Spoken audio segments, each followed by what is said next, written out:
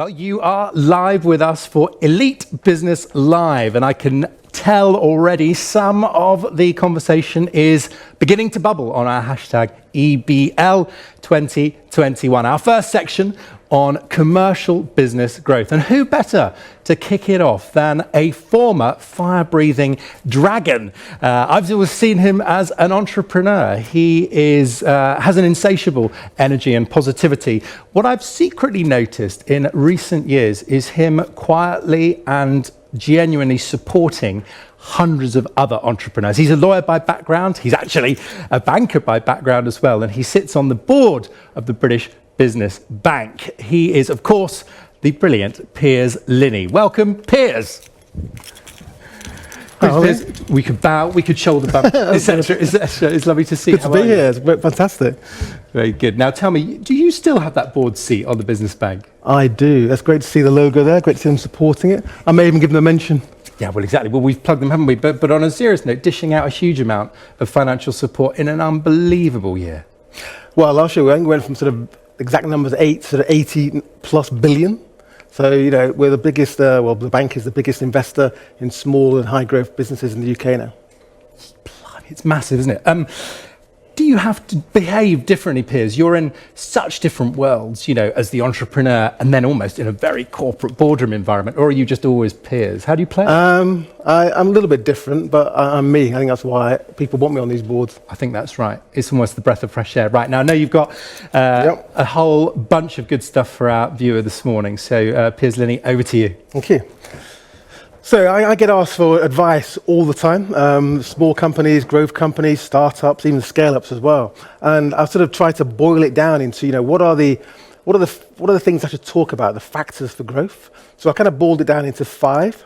And this is really about business growth. So business growth is important. I'll talk about the fact that I don't think staying still is a strategy anymore. It's a dangerous one in dynamic markets and a rapidly changing world. But growth is important. It's important for personal wealth. It's important for, you know, GDP, employment, and innovation as well. So I haven't got much time, so I'm going to get into it. So I broke it down into planning, having a plan. Another one is operations. Getting ready to grow is really important. People, clearly, that's a really important one. Could be number 1, but I put it at number 3. Your success is, you know, is correlated massively with your team and your talents and the way in which you manage them. Technology is clearly a key one, and during the last 18 months, we've seen technology really accelerate away and how you implement that and use that in your business. And the last one is finance, of course. I'll touch upon finance, which is clearly a big subject. So the first one's planning, and you'll see in the graphic here, there's an A and a B.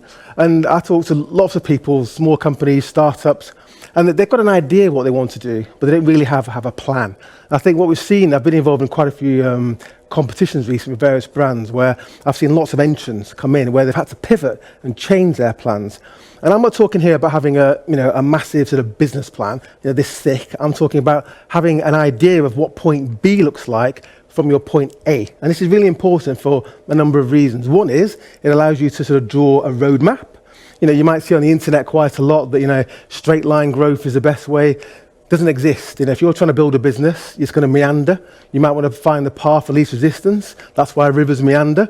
So you want to look at your point B and work out how do you get there.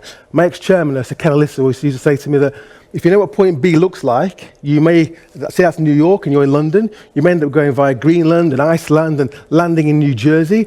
That's not a bad shout. That's not a bad result. But as long as you get there, that's what planning is about. And what a plan allows you to do is to take your stakeholders with you. It might be employees, it might be customers, it could be debt providers, it can be a whole host of people. And if you're the captain of a ship and you know where you're going, but the crew hasn't got a clue, then it's probably going to end badly. And the last thing is what a plan allows you to do as an entrepreneur, I suffer from this, shiny object syndrome, is it allows you to make decisions more efficiently and more effectively. If that decision, if expending that resource, that energy, that thinking time, that money, most importantly, if that doesn't help you move closer towards point B, from point A, then don't do it. So planning is really important, and not having a plan is a bad plan. The second one is operations, and people often forget about this, and I learned this the hard way. I liken this to, it's like a pantomime horse, really. So you've got your business, and often what you'll find in growth businesses is the front end begins to, if you're doing well, you know how to sell, your front end starts to detach from the back end, and it can't catch up. So yes, you're selling, you're doing well, you've got customers, you're generating revenues, but your systems, processes, policies, they're not up to scratch. And what that means often is that at some point you can have a massive issue. And it's going to be more expensive to fix that down the line than it is if you put all those systems and processes and policies in place at day one. And what that allows you to do in terms of operational effectiveness, it means that people in the business, they understand what the rules of the game are, especially if you're regulated. You know, people need to know how they get stuff done.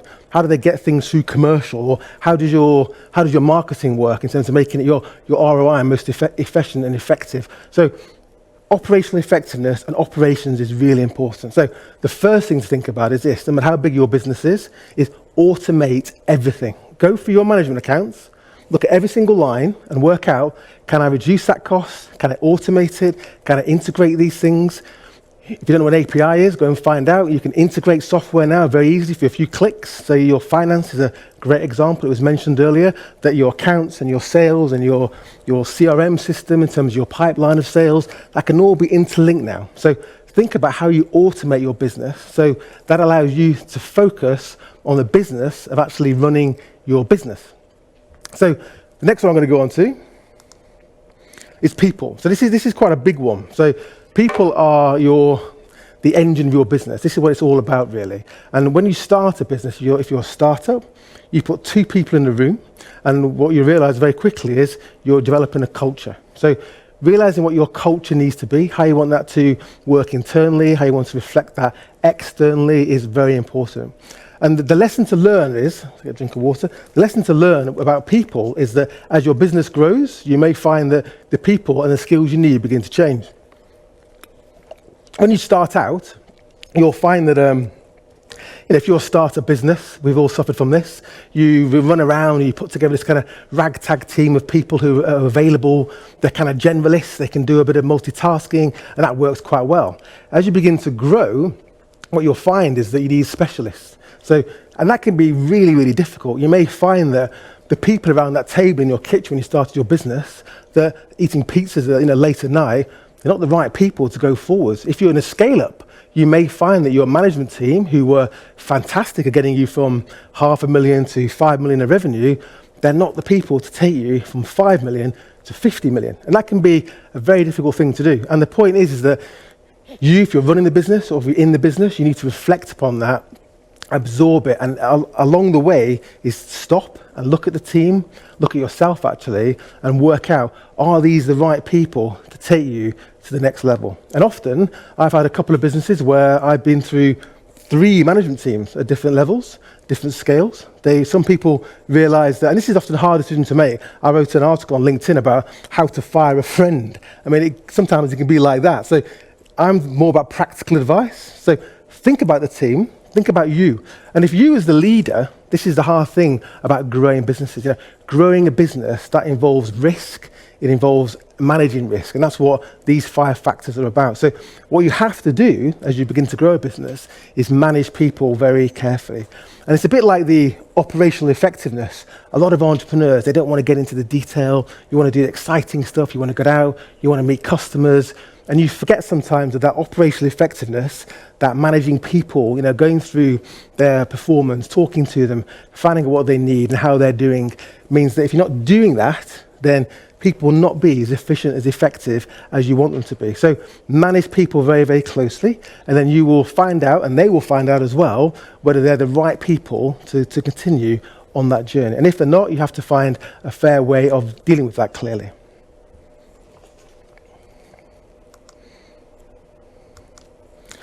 So a big one, again, is technology. This is probably another talk, but what's become clear over the last 18 months during the pandemic is that technology has changed the game. I spent so many years trying to sell video conferencing to people, and they didn't want to use it, they didn't want to adopt it, they didn't want to do their hair, what's in the background, and now no one will take a voice call. So the pandemic it's been an accelerant. It's accelerated the adoption and the use of technology in business. And this is a fantastic thing, and it also relates to, again, operational effectiveness automate everything, and also people. So I'm a big believer in that, talent, work is something you do. It shouldn't be somewhere you go.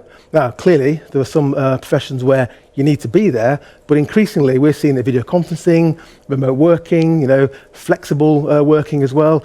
It's changed the game in terms of how you react to and how you engage talent. So that's really important. And technology means that what you can do, as I was saying earlier, is you can automate a lot of your business. You can automate things you probably didn't understand. The issue about technology is that large companies, they embrace technology. They have procurement departments full of well-paid people that make purchasing decisions, how to embrace and adopt and use technology. And what that does is give them a competitive advantage. Whereas small companies, really, they should have the competitive advantage. They should be able to embrace technology, integrate it, deploy it a lot faster, and use that. You can now deploy systems in your business. It could be a corner shop that is a system that a large FTSE 100 company would have struggled to adopt and deploy even 3 years ago. So the power of technology is immense, and small and high growth companies, even small and high growth tech companies, they may be developing software, but often they're not actually using technology in their back office in the best way they possibly could. So again, look at your business, go for your management accounts and work out, what can I automate? How can I reduce the cost? How can I make my business more efficient, more effective? How can I delight my customers in new ways? Again, what I've seen is what it allows you to do technology is reach new customers, reach new markets, depending how you want to grow. That's growing your top line, which is good news. Also, it's about reducing your cost base. So in the middle, that's profit, and that's all cash flow if you're an unprofitable business. So that's all good news. Technology is your friend, it's empowering, and if you don't understand it, or anything I've mentioned in this talk, then what you need to do is find someone in your business that can. Going back to people, look at your own skill set and try and find people you can bring in and to fill those skill gaps. Now, last but not least is finance. So, most companies at some point in their growth or their development are going to need finance. And that might be finance from your friends and family to get over a difficult patch. It might be you need a very large loan. It might be you want to raise venture capital or angel. Now, my background is very much finance. I've worked in the city, I've been a venture capital lawyer, I'm on the board of British Business Bank, I'm very proud to be, and this is something that we've seen a huge amount of change during the pandemic as well, because I think it's something like over 73% of small businesses, they were reticent about bringing in external finance. And what we're seeing now is that that's changed. We're seeing over the last year, it's probably yesterday I was on the launch of the Small Business Finance Markets Review, I can't remember the exact name, from British Business Bank, and that was enlightening in terms of how we've seen small companies embrace technology. Now, the point about raising finance is that what you need to do, and what most companies don't understand, no matter how big they are, up to even 100 or a couple of hundred employees, they don't understand their financing options. And that's the key to it. It's not go and talk to your accountant. They go and talk to one organisation about finance. They say no, perhaps, and then that's the end of the conversation. Now, the world's evolving. In the last year, I've been involved in debt finance. I had a company I founded last year. We did crowdfunding, raised £1.5 million from angels and from the crowd. There's P2B lending, there's asset financing. There's companies now where you can actually almost securitize recurring revenues. So the finance world, because of technology, is changing massively as well. So there's more money out there. I mean, British Business Bank now, as I was saying earlier, it's the largest investor in small and high-growth businesses in the UK. So the money's out there. What you have to do is go through my 5 factors, actually, because anyone looking to put money into your company is going to do due diligence. And they're going to go through almost the preceding 4 things I've talked about. They're going to go through your plan. They're going to look at your operational effectiveness. They're going to look at your team and your people. They're going to look at your technology, either your technology that you're selling or how you're using it internally. So raising finance is something that can take longer than you think it's going to. It can be more complicated, and trust me, it can be hard work. So plan to raise finance. Venture can take anything up to 12 months. A loan can take several months. What you have to do, though, is understand your options so that you're not trying to force a round peg into a square hole. You have to understand where you fit into that financing landscape, There's no point having a fantastic idea in the shower, some new tech startup, and running off to some West Coast VC fund to try and raise, $50 million. It's probably not going to happen. And if you don't have the cash flow or the assets or some way of providing security, then it's probably difficult to raise loans as well. So think about it. I put a lot of content out there on various LinkedIn or YouTube as well about how to raise finance. But this is really, really important. It's really important that you understand your options to raise finance to grow, because typically to grow, you're going to need some kind of finance. Now, British Business Bank, very helpfully, they've created a thing called the Finance Hub. You can go on there and answer, I think it's about 6 easy questions, and that then will tell you what kind of finance it is that you need to raise for your business. So there's 5 factors. Planning, operations, people, technology, finance. If you go through those and you put in your management plan over every quarter or so and just go through each of these and tick them off, review them, make any changes, you're going to find that your business is better set for growth. And I'll say the last thing I said at the beginning, is that having no growth plan is no longer a good plan. Your market can change on some tweet. You can have a small shop and find that you're being disintermediated. The point is, in small and high growth businesses, if you're selling the average product at the average price, to the average person, in the average way, then you're going to find that some big company who can do that much better than you can is going to eat your lunch. So think about this and plan for growth. That's what we all need. That's what the economy needs. Thanks for listening. Thank you, Piers. Thank you. That was first class. Now, I'm just going to encourage you to take a step just slightly here, and I'm going to say thank you. That was awesome, pleasure. By the way, and already a compliment coming through on Twitter about the pace of that. So much value packed in. And he gave me 20 minutes. That's why, yeah. Thank you. So now I get to ask you a few questions, if that's okay, and then I know you're going to join our panel, so thank you in advance for that. Touched on so many good things there. One was about your chair, who I know by reputation, Sir Ken Alyssa. How does a company know when it's probably time to get a chair involved in the business? What value have you seen it bring in your experience? And how would you even begin to find that right person? So it can be very hard, actually. So the point is that you don't just, people always say to me, I need to get a co-founder, or I need to get a chairman. You don't just do it for the sake of doing it. Right. There's got to be a good reason for that. So what you need to do, as I was saying in my talk, is that look at your team's skill gaps, your skill gap, and try and plug them. So a chair can mean a lot of different things, lots of different people. I'm a chair of a company, and I'd be very different to a chair like Sir Ken. Very different, probably a good thing. So it's about finding people that understand you, they believe in your vision, and they want to get involved, but they can add some value. And what you need in even in small companies, and people forget, is governance. Yes. So people forget that without good governance, you are essentially increasing the risk in your business, because you can't see the wood for the trees sometimes. Of course, and it's about that perspective. So is your tip then, look within your existing networks and circles, or is it all right sometimes to make an approach to somebody that you know through trusted networks? I think if you see someone you think you want to be a chair, and you think you can sell the business to them, the opportunity to be involved, then don't be afraid. I think that people will always talk to an entrepreneur, and always talk to other entrepreneurs as well. Yeah, there's a lot of generosity out there, and you probably meet some great people on the way to finding that key individual, I suppose. Little bit quick fire, something else you talked around, I suppose, succession, in terms of, when is it the time to bring in that next layer? I guess the trickiest question is, when is it time for the founder themselves to make room? Maybe to step back, maybe to change role? And how would someone tuning in know it's time for me now? That's one of the most difficult things. So I always try and give practical advice.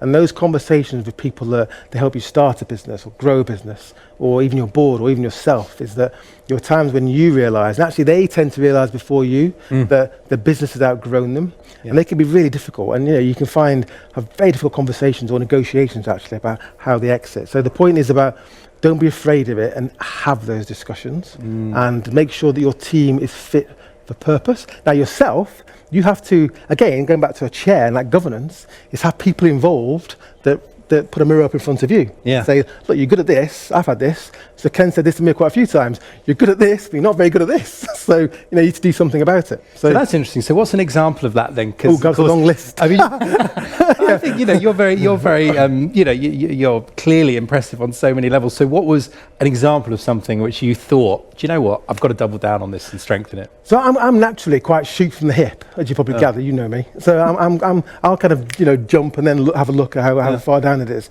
Now I've been trained. I was a lawyer and a banker, so I've been trained that I can do detail. I can read a document this long, agreements, and find all the errors, or go in an Excel spreadsheet. I've been trained to do that, but my proclivity is to sort of just go. So I've had to find a way of balancing that really in myself, or find people to do it for me. Yeah, interesting. So on that transition point, I suppose, that can be quite a vulnerable thing to share, can't it? With your team, with your board, it might be time for me to move on. I mean, I can imagine someone hesitating to have that because it might show weakness. It sounds like you're saying it's a good thing. Well, I'll tell you what, the other thing that I've had to learn to do is to listen more. So most people who work with me will probably say, yeah, okay. And I'm starting a business now, which is actually focused on small businesses. And what I've done is I've purposely kind of put my ideas out there, had feedback and iterated them, and I've listened more. And I have to say it's worked out a lot better. Interesting. So this is the evolution. It's all coming out now. It's like therapy. So tell me something on therapy. You went through this crowdfunding, which actually, by the way, I think seems so sparkly, and I know brilliant people in that space, Seeders, Crowdcube, and so on. It can be also quite demoralizing and tough, right? So what did you learn through the process? Crowdfunding, you raised what, over $1 million? Yeah. So we did angels and then crowd. So think about crowd. People think that you stick your business on some website, you do a nice video where you all look sort of emotional, and people start writing checks. It's not as straightforward as that. There's a lot of work. Even our crowdfunding, which was for Afton Bikes, the bike company basically, there are a huge amount of work, probably 9 months went into preparing for that and raising the angel and going into the crowd. So it might look slick and we had a good time doing it, but actually there's a lot of work went into it. To have that support behind the scenes. Well, the story, the PR, the ability to go and raise finance, the governance structures, put all this stuff in place so that we're happy taking other people's money. So who then is in your A-team as you're sort of surrounding yourself, particularly on this theme of commercial growth? Who's in the sort of Piers Linney, I call it a kitchen cabinet, but your personal boardroom as you're planning the growth of your business? Who gets the seat around the table? So I'm quite lucky that most people take my call. And so in my new business, most of my team actually, including my chairman, I didn't know them until Q3 last year. Really? Yeah, not at all, no. And they really sort of come on board and taught me a huge amount about the industry. Often I've got the vision, but I need people from the industry that know how it all works as well. And so you built that from scratch recently, From scratch, I think you've been a bit too modest about this new business. Just remind us what's involved. Well, I have to kill you, but it's still kind of stealth. But, is it? But basically, we're building a small business service provider, a next gen. I'm bored of talking to small businesses and hearing them being missold, ripped off, about everything from technology or for any kind of service almost. And what I want to find a way is improving and being on their side because nobody is. Well, watch out for the exclusive. I know you'll give it to Elite Business first. Have you got a name for it? Moblox. Yes, that's what I've seen, actually. Yeah. So you're sort of out there. I've seen it. Yeah, sort of. A little bit. Excellent. Right, next question. Sitting on the board of the British Business Bank, businesses are busy, right? They're often right in the thick of it, in the trenches, often really trying to grapple some pretty tough stuff at the moment.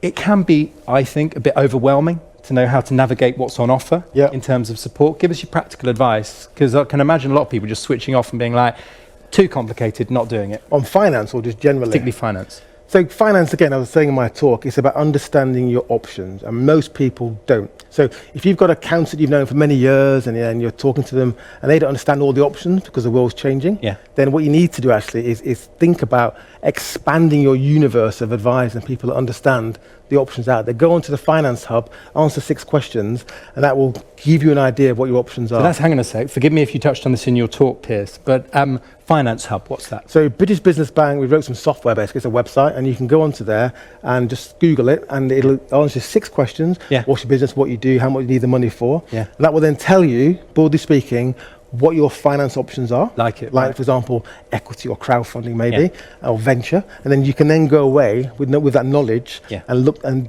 investigate that opportunity more. So it's like a cash nav rather than sat nav. Yeah, exactly. We can see our roots. Right. Well, now I've got you here, and I know that we're going to have a more sort of broader discussion as a panel, but I want your message to someone who's considering angel funding, angel investing. You've been a dragon, you've invested in a number of businesses.